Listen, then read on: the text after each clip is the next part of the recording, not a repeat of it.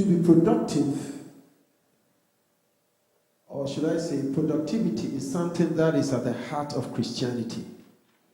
And it's very important to God that he even, that is the Old Testament, don't judge anybody by this, but that any male whose testicles has a problem was banned from coming to the assembly of the brethren. That was how tough it was. Anybody that could not reproduce himself, reproduce from his crops, his livestock, his agricultural stuff, God deals with very severely. And the New Testament is not different, except that in the New Testament the emphasis has changed. Whereas the Old Testament, the emphasis was on physical things and children and livestock and stuff like that. In the New Testament, the emphasis is about populating the kingdom. But also, anything that can help sustain life. So it is not a question of we sitting there and saying that, you know what, I have enough to eat, I have enough to drink, and that is enough. No. We have to be productive. In fact, Jesus said that the axe is laid at the foot of the tree. That doesn't do what? Produce. And the whole intercession Jesus is doing for us, okay, it's in many ways, but one of the key ones that the Bible has emphasized, or should I say, highlighted on so much, is the fact that for you not producing fruits, Jesus speaks to the Father concerning you. Bible said that he will prune you, he will put fertilizer, if I could put it that way, into the fruit, in the root of the tree. He will lift up the vine.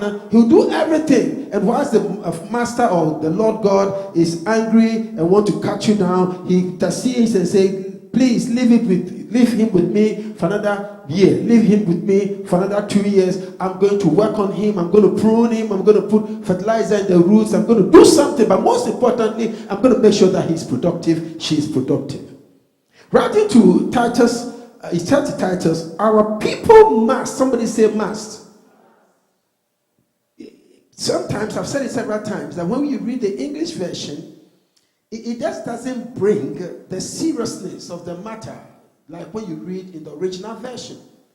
So the English version does what it can do to give us the severity of the matter. So sometimes they will use certain words to convey that severity. And one of those things is what we see in these days. Our people must, it's a very strong language there, must learn to devote themselves to doing what is good in order to provide for urgent needs and not live unproductive lives. Tonight we're going to pray into this. Because your life must be measured. Your life is measurable, if I could put it that way. Your life should be seen in a way where you can say that I was like this before, now I am like that, and I'm moving on to that. Glory to God. You really cannot, as a believer, for 20 years in the church, for 15 years in the church, for how many, Methuselah in the church, always glory in worship and glory in praise and glory in things like that, and not be able to say what, or to articulate what God has used you to do in terms of productivity. Hallelujah. Amen.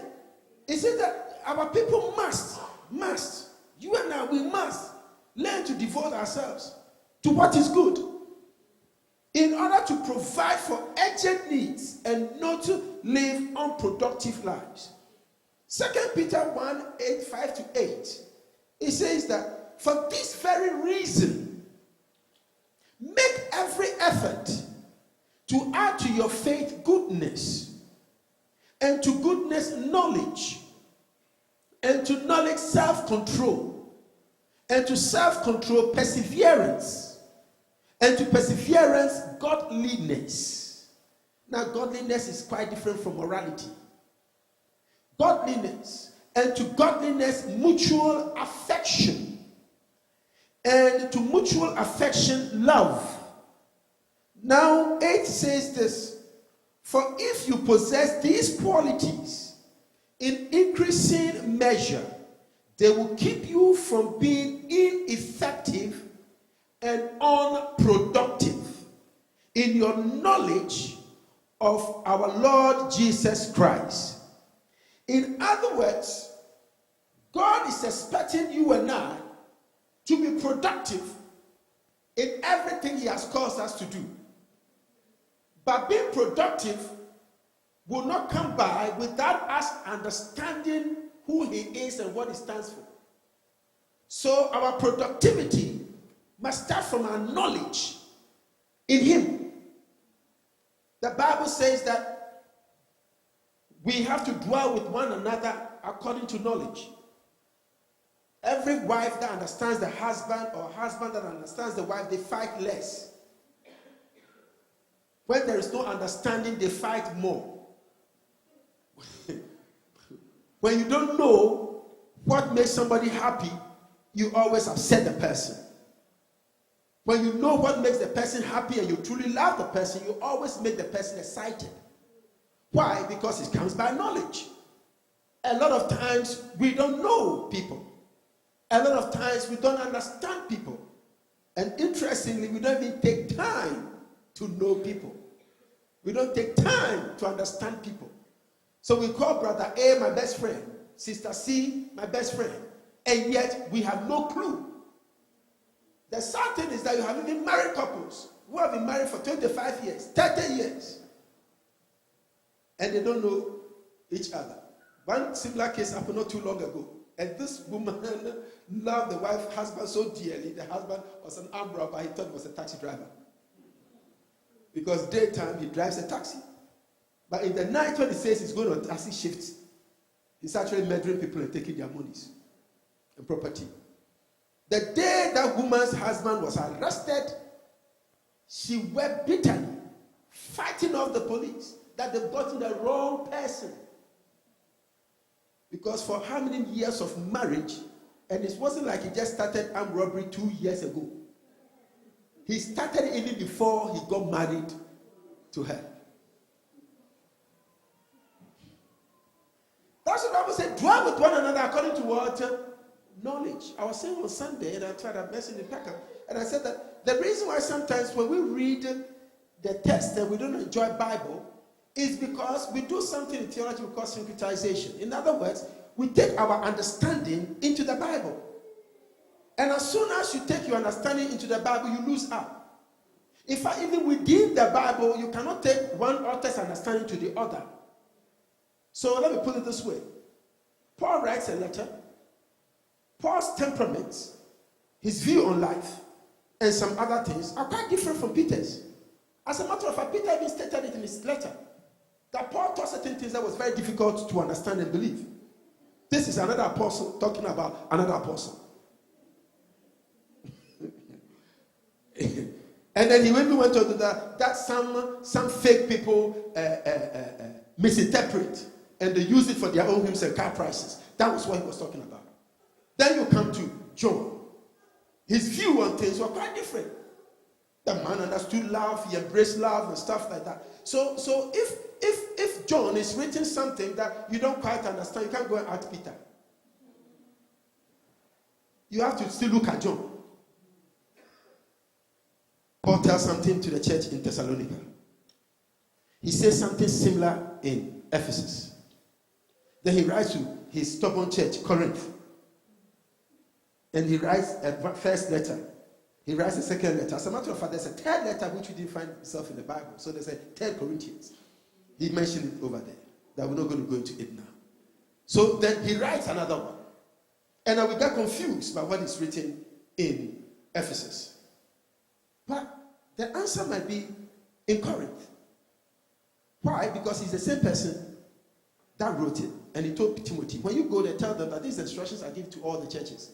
So if these instructions I give to all the churches, then you can agree with me that in Thessalonica, Philippi, all these other churches may have gotten that instruction. So for clarity, visit all of them.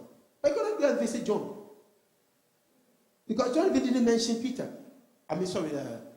Paul. So it's very important we understand when we're looking at some of these interesting and, if you permit me to say, controversial subjects, because worldliness has been preached so much in the church, and materialism has been preached so much in the church, that when we talk about productivity, people shun it. But the Bible says that if you are not productive, the axe is already laid. It didn't say I'm going to, it said it's already laid at the root, ready to do what? Cut it. The reason why the axe has not moved is because Jesus is interceding for you. The reason why he has not moved is that Jesus every day said that, give me one more chance, Father. I'm going to sort this man out. Give me one more chance. I'm going to sort this woman out. And he's doing his best. And you have been stubborn. You have been a believer for 20 years. Who have you brought to the faith? And who have you helped to bring to the faith? You know, in the Bible, there's partnership too. There's a bit of controversy, but I'll say it. There's partnership too. So, for instance, if I have the gifting to convince, I'm a very good salesman, and we need salesmen in the church. A lot of you who are insurance brokers and stuff like that, use your skill to evangelize people. You can sell insurance like this. You can sell even coconut, and what's going to get it? Snake oil, and people will buy. When it comes to the church, you can't convince anybody to be a believer. Look at some of you women. You just have to stand by the roadside, and every car will stop. Even when you are not hitchhiking, the cars are stopping for you. Use that to bring people into the kingdom. Some of you, when you go to parties, how you can dance? We've never seen you in front of here. Even on your own seat, we've never seen you wiggling your toe.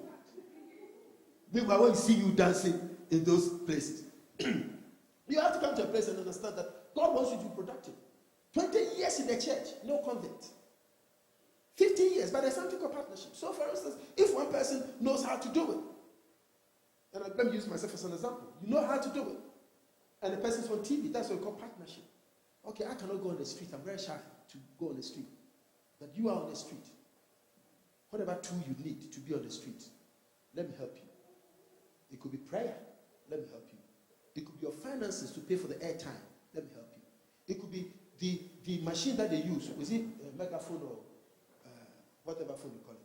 Those things they use on street evangelism. Yeah, it could be that. Do you know that whatever souls this person wins, you are part? That's what we call partnership. That's what Paul was writing. He says that we thank God for your partnership in the gospel. In other words, you guys are not traveling to Ephesus, to Pamphylia, to Iconium, to Antioch, and to all those places. We are doing it. By your partnership, you are giving us support by prayer. You are giving us money so we can be taking all the ships and everything to be going to those places. You are doing all those things. And so you are in partnership with us. In other words, every blessing we get as a result of disobedience, part of the blessing comes to you. But some people have just made up their mind that they will never be productive. And he says, no. For if you know how to position yourself, productivity will be your portion. And the thing is that Jesus loves your profit. I wish I had time to bring that down. There are certain things in this modern world that when you say, you have to carefully say it, because if you don't say it very properly, people get offended. But God doesn't love non-profit organizations, non-profit believers. Let me just break it up before I get insults.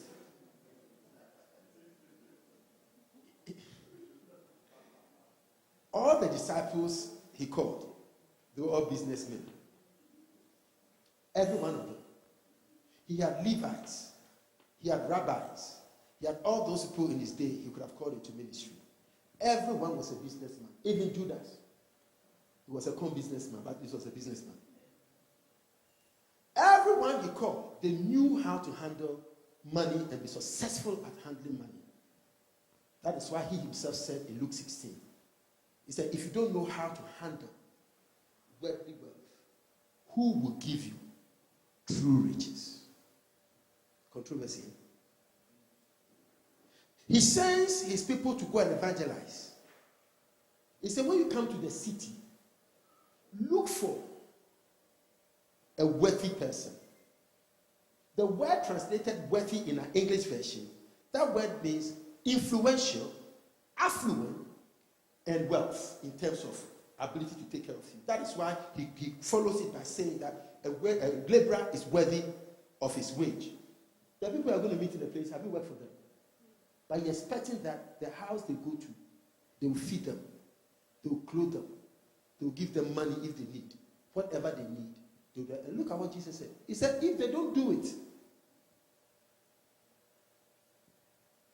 clean your hands and let your feet and let your blessings not remain in the house. Go out with you. Wow. And he said they'll be judged for not being productive in helping the ministry of Jesus. So tonight I want us to just reflect a few more minutes and then we want to pray into productivity. Ask yourself, how productive am I? Some people, instead of being productive, they tear down. I mean, even to be neutral is sin. But to be somebody who tears down, wow. Solomon said it. He said to live in a house with a contentious woman is better than to go on a rooftop, or you know the scripture. But basically what he's saying is that somebody who tears down, you cannot have fellowship with that person. And he's using woman not as a womanhood, but woman as a figurative something. Brothers and sisters, God wants you to be productive, not only in evangelization, but also in your family level, in your family life. 2, the local church he has given you to be part of. 3, and very importantly, 3, he wants you to be able to reach out to those who are disenfranchised in society and give them hope by pointing them to Christ, not yourself. So they will come to a place where Christ will mean something to them. But let me give you 7 points that we need to reflect on as we pray today about how we got to have sustainable productivity.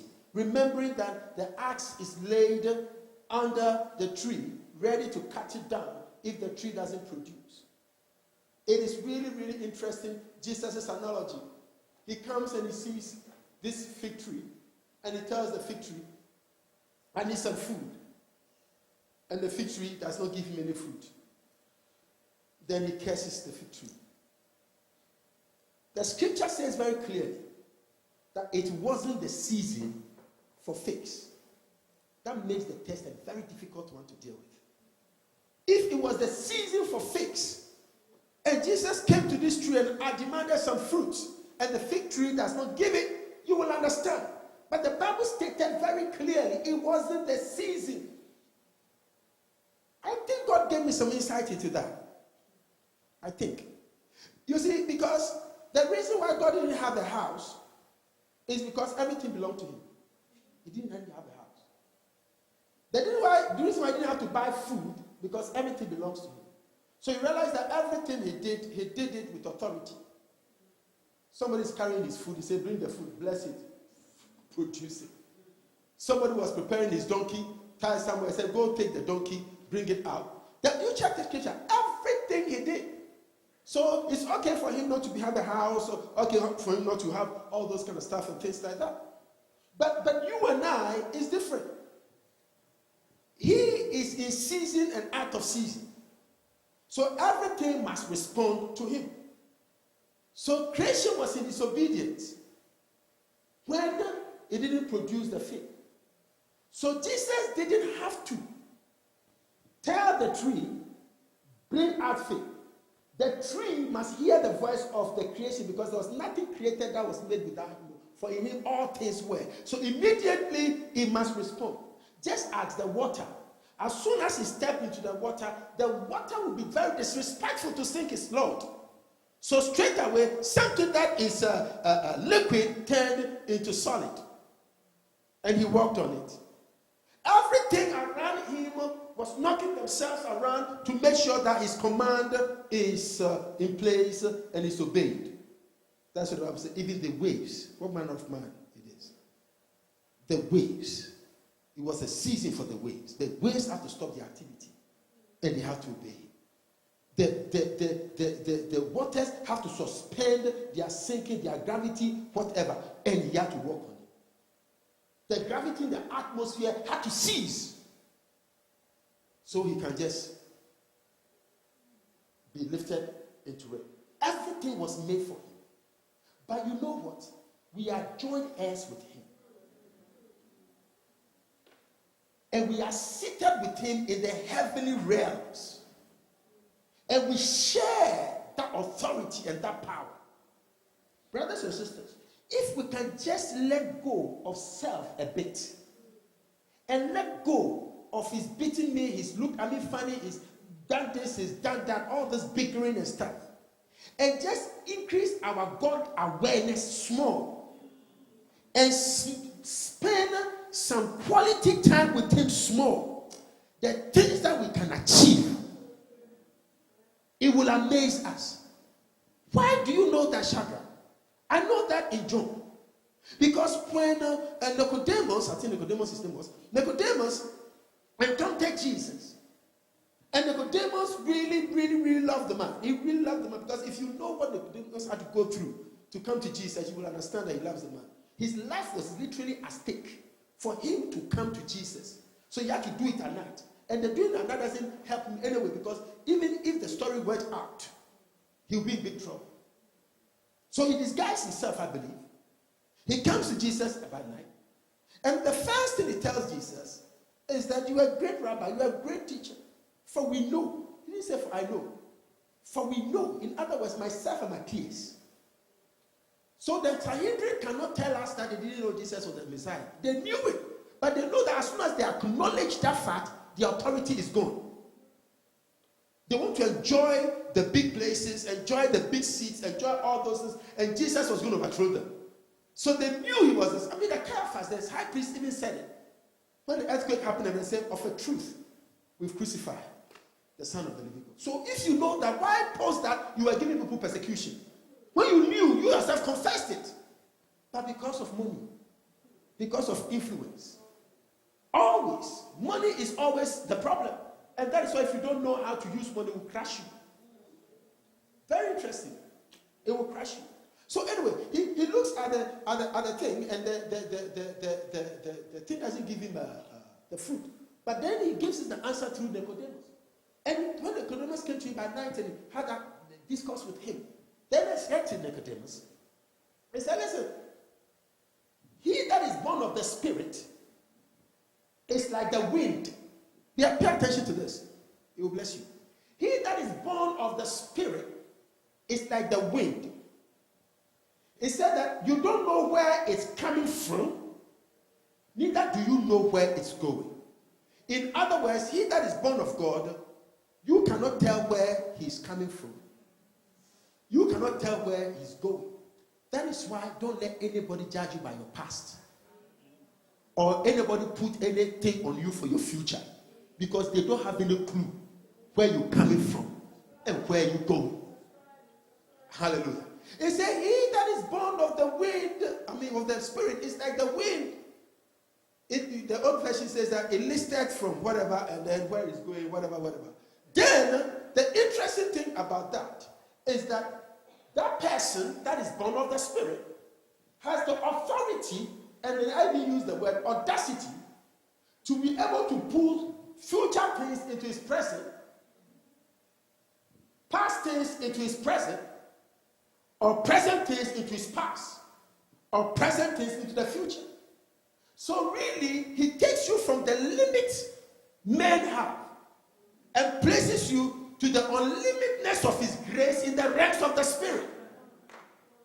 That is why Paul can say that I went to the third heavens. That's what Paul can say. You see, Paul is no special person than us.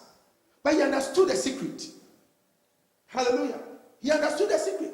And one of the secrets that Paul understood is that he was able to go into the realms of the Spirit because he didn't try to have to deal with too much of church politics. I was telling my wife the other day, I said, I'm going to retire from pastoral work very soon and just go into apostolic because it's too much of politics. So it doesn't make you even see God the way you want to see God. Today, all pastors are managers and directors. They come to work in the morning, 9 o'clock, like everybody else does. Cancel people to 5, and then they go home and they fight their own battles in their homes. So what quality times do people have to really seek God like the old people sought after God? These people were before God for 40 days non-stop. By the time you are 3 hours, Philip is calling you. We have to sort some problems out. Somebody is calling you. We have to sort this out. We have to organize this program. We have to do this. There's so much money in the kitty. The mortgage has to be paid. Look, so a lot of ministers are on the same level as the church members. But really and truly, the kind of life we need to lead is like a Moses kind of life. You come, you speak the mind of God, you disappear. Seriously. I'm talking about the ideal situation. You come, you speak for the man of God, you disappear. You are on some Mount Ararat.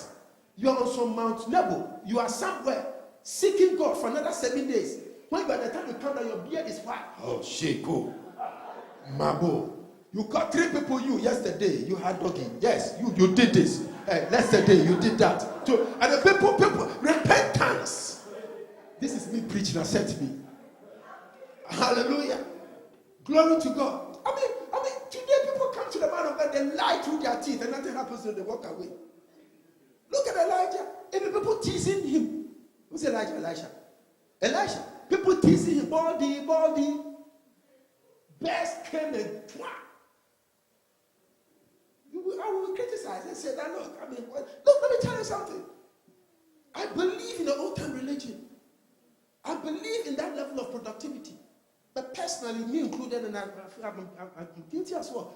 The reason why we don't see it on day-to-day basis is because other things have occupied us.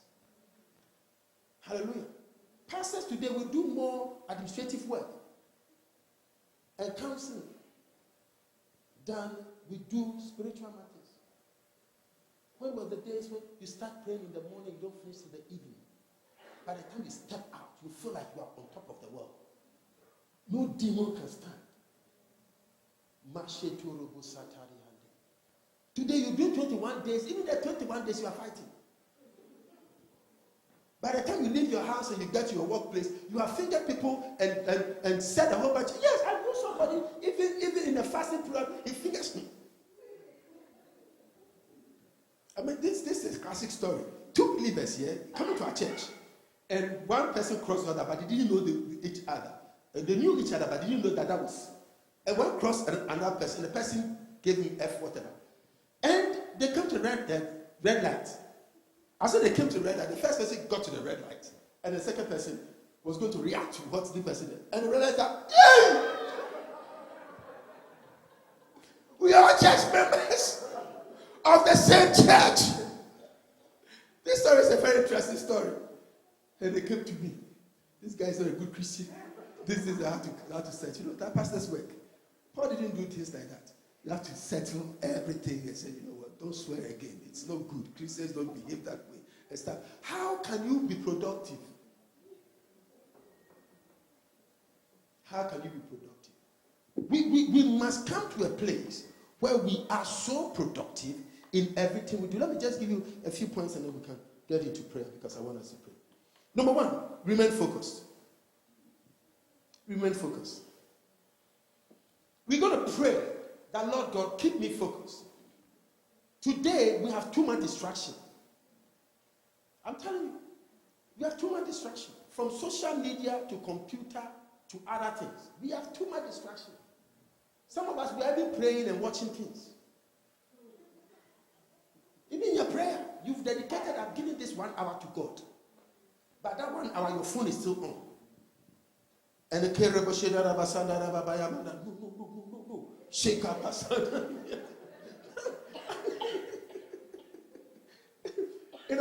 You've given 1 hour. He has given you the whole 24 hours here, and you have given him only 1 hour. Even that 1 hour, you can switch off. Keep focus.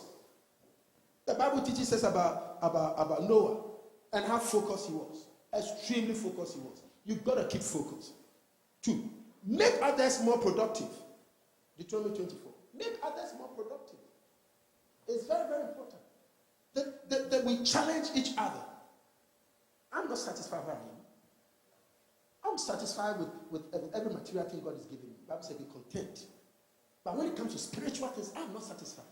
I want to see what I read in my life on constant basis.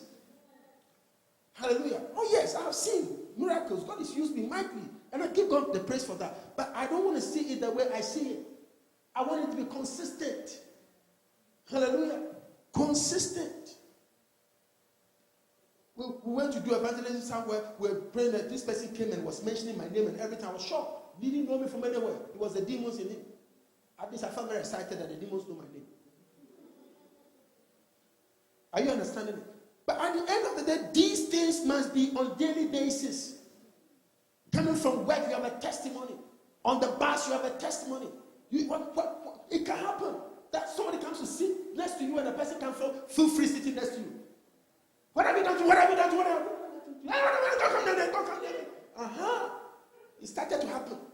You haven't said anything. The presence of God upon your life, the impact of His grace, the realms of the Spirit is speaking. You have ionized a particular radius around you. Nobody can come into that radius. Glory to God. Hallelujah. You are sitting next to a witch and it's very comfortable in that office place. And you're a believer. Because every time you are eating kakao with him, drinking tea with him. I'm not saying to be hostile. No. When you are entered into a certain realm of grace and focus in God, you will not speak. I read about this man that blessed my heart every time I talk about him, Charles Finney. My God. The man will not preach. He will just go to the markets and people are just falling and screaming for God and crying for repentance. This is the kind of level we want. In today's world, you cannot be a pastor and have that thing. You have to be an apostle.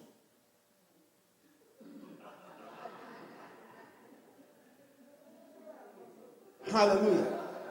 Yes, it's true. Because you see, in biblical terms, apostles are not responsible for churches. So they have time to disengage with the nonsense of church members. Pastors are the ones that deal with the nonsense. This person took my thing. This one didn't talk to me properly. And so the whole day you waste the pastor's time dealing with matters. The apostles, they don't have time to sit down and chop matters. They come, they tell you the man of God, they are in a cave somewhere. Seeing the ways of God, seeing things. By the time they come out, and no, they didn't work necessarily. Paul had to do that because his apostleship was challenged. So the support that he needed, he didn't get. But all those whose apostleship was not challenged, like Peter and the rest, they all had the support. So they could go into. That's why there are things they wrote to us are deep things. Look at what the letters Paul wrote. He's a human being. Why do we see it as gospel? The letters Paul wrote, we treat them as God Himself speaking. Why? Because of the deepness of his relationship with God. He's a man, isn't it? He's a man. But why do we take that serious? Peter and the rest. You can write a letter and I will not take it serious because it's full of banku, fufu, and amala and momoy. Yes. These are people who have gone deep in the realms of the Spirit. Look at the letter John wrote, Revelation. I mean, even the fact that he had that revelation and his mind was so sharp to be able to write everything. We have dreams, and sometimes when it's multiple of dreams, I forget all of them, just the last one. And even the one that I wake up, I don't write it down. Give me another 2 hours. That one is also gone. And this man wrote the whole 20-something pages, chapters of this information that he got from God. Strange things. Horses here, dragons there, all that kind of stuff. That is deep. He's a man. And yet we take his word as from God. Why? Because of the relationship. Hallelujah. Amen. And that is why the Bible says that we should all mature. Because if we don't mature, those who are supposed to bless us, we eat their flesh. If I'm on level 1, and my pastor is also on level 1, how does it help me? If I'm on level 1, my pastor must be on level 12. So if I didn't get time to pray, at least he has prayed, he see God, he can tell me things that I can be able to hold on to and build it up. Glory to Jesus. Productivity. Hallelujah. Make others productive quickly. Expect setbacks, but the setbacks will turn to good. Because a lot of times, when we have to walk in the realms of productivity and we have a setback, straight away we walk away. The devil brings setbacks. Situations are designed to sometimes set you back in order to make you fail. But because you know what God has called you to do, you know where you have come from and where you're going, you're going to give yourself completely to it. Oh, Psalm 101. I might be teaching a bit of it on Sunday, but let me just give you a sneak preview. Practice integrity. This is what the psalmist said. I will be careful to lead a blameless life. When will you come to me? I will conduct the affairs of my house with a blameless heart. How many of us can boldly say that my heart is blameless? I will not look with approval on anything that is vile. How many of us approve of vile things? We watch it and give it ratings. They put vile things on TV and we're watching it and giving it ratings. They put vile things on our Facebook. We watch it and give it ratings. Some of us, we even share it to other people. Thank God I'm not on WhatsApp. Tell me horrible things. And you also share it. People that you can't testify. You can't even verify that this story is true. Because people can, they can chop and change media stuff and present something. But it's the work of the enemy. And you as a believer, they're disrespecting a church. They're disrespecting a man of God. You don't have any clue about what did be said. And then you share it to people to dampen their faith. No. He said, I will not do that. I will not look with approval on anything that is vile. I hate what faithless people do. I said, I hate what faithless people do. I will have no part in it. The perverse of heart shall be far from me. I will have nothing to do with what is evil. Wow. Productivity, very important. The next point is focus on the task in hand. What have you been called to do? You've been called to reach out to the poor, to the needy. Reach out to the sick. Reach out to the disenfranchised. Most importantly, to the lost. You must be productive in that. If you are 20 years in Christ and you don't have 20 people you brought to Christ, it's a serious matter. And you haven't helped any apostle, any pastor, reach out to bring that 20 people in order for you to be part of that blessing, that is also bad. You should be able to have sons and disciples. Productivity. People you have brought to church, brought into the kingdom. Sometimes we soften our conscience by saying, well, it's not about church, it's about the kingdom. Okay, tell us which part of the kingdom the person is.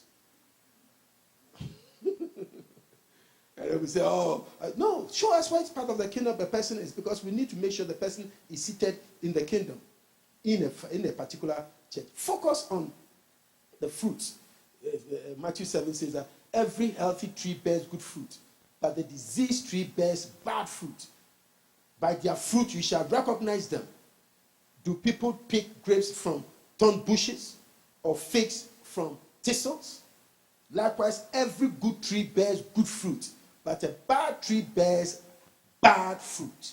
A good tree cannot bear bad fruit, and a bad tree cannot bear good fruit. Every tree that does not bear good fruit is cut down and thrown into the fire. Thus, by their fruit you shall know them. It's very important. And then the final point is that we're going to pray to running the race with diligence. According to Hebrews 12, 1-3, it says, therefore, since we are surrounded by a great crowd of witnesses, let us throw off everything that hinders and the sin that so easily entangles, and let us run with perseverance the race marked out for us. Perseverance. Hallelujah. I'll go here and they prophesy. You're going to lay hands on the sick. They will be recovering like flies. They will be just shoot. You go here, you do this, and then you lay hands on 10 people and only 2 get their healing. At least 8 should get their healing. The majority should. And it's not for pastors alone. It's for every believer. You have to be productive. Mothers especially. When your child is having temperature, headache, whatever. I'm not saying don't go take them to the hospital. Please do. But what is the first point of call? 911. 999. And you are waiting for 999 to come.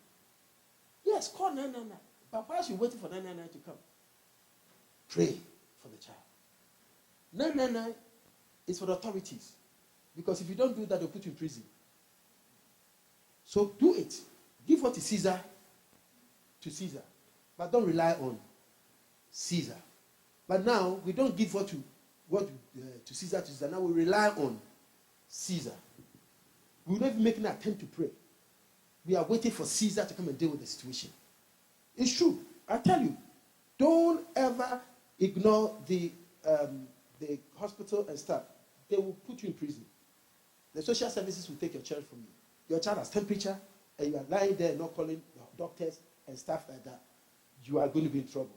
So as for Caesar, give Caesar to you. As soon as the child is not feeling well, call the doctor. Call the 999. But do your godly stuff. Lay hands on the child. Pray whilst you are waiting for them.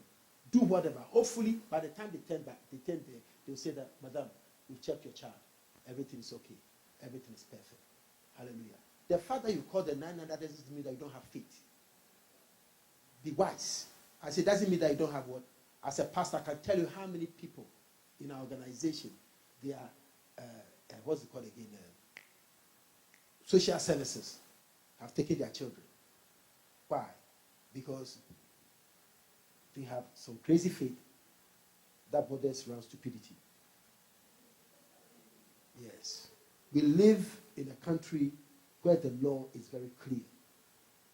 Your faith should not stop the law, and the law should not also stop your faith. If it is said that your child has this issue, you must report it to the police. Do it, but pray.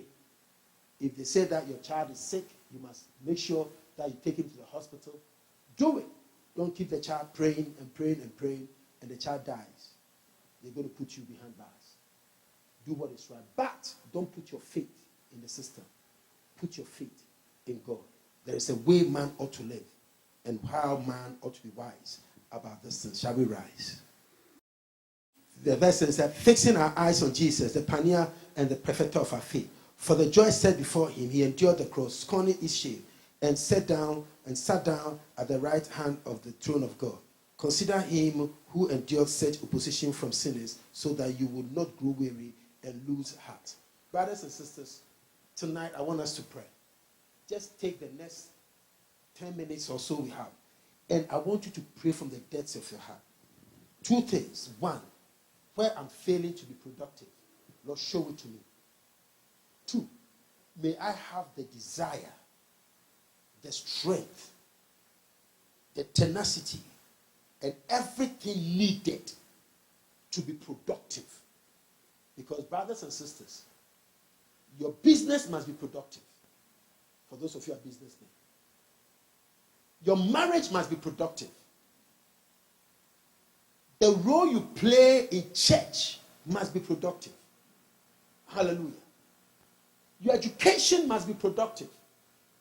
I told somebody, I said, what's the point being a believer and failing all the time your exams? 50 people write exams and you're 49. No. Bible says it gives you wisdom. It gives you understanding. It gives you the spirit of discernment. That discernment is not only for demons. It's also discerning things that you do. Hallelujah.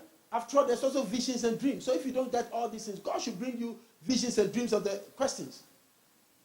This is Holy Ghost connection. It has nothing to do with the strong room of the exams board. Hallelujah. Amen. And the Bible says there's also favor. That's what puts us ahead of non-believers. So when you have done the thing and then even send it around, may the favor of the Lord, yes, glory to God. If some markers can mark people's papers because they are beautiful girls and all that kind of stuff happens in the universities, they can mark you for because you're a child of God. Hallelujah. We're going to pray because we have so much at our disposal that we don't use. We have so much. Your finances must be productive. Hallelujah. Glory to God. Your prayer itself must be productive. So anytime you lift your voice to pray, you are in endless expectation that God is going to bring it to pass. And I get so excited. Almost every week I hear good news about prayers we pray that things are coming to pass. And it excites you. And you know what it does to you? It gives you encouragement to pray some more. I feel like going to another 21 days fast. Why? Because the one we just did has been so productive. Some things I didn't expect is happening. I feel like break dancing. I'm in a different realm altogether. Hallelujah. So it encourages you. Can you imagine that you're doing all this and you don't see anything? Bible says the heart goes water. Yes. And at the end of the day, you feel like, I don't want to do it anymore. But no, when you fast and it works, do it more. When you pray and it works, do it more. So we are praying. Put yourself before God and say, Lord God, where I have not been productive, where I have been unproductive, in the name of Jesus, I change that order tonight. I will be productive. My family, my life, my finances, my business, my everything, and my spirituality, my walk with you will be productive. Lift up your voice and pray. Pray with all your heart. Just for 10 minutes and we are out of here. Just lift up your voice and pray. Commit yourself. Where God points something out to you, deal with it right now. Our mission is raising overcomers, setting the captives free. Freedom Center International is here to support you in every step that you take with the Word of God as you seek spiritual and emotional wholeness. And we hope you've been blessed by today's message. Worship with us at 38 Upper Wickham Lane, Welling, Kent, DA16 3HF, or give us a call on 0207 277 8700. You can also visit us online at fcichapel.org. And remember, there is progress in freedom.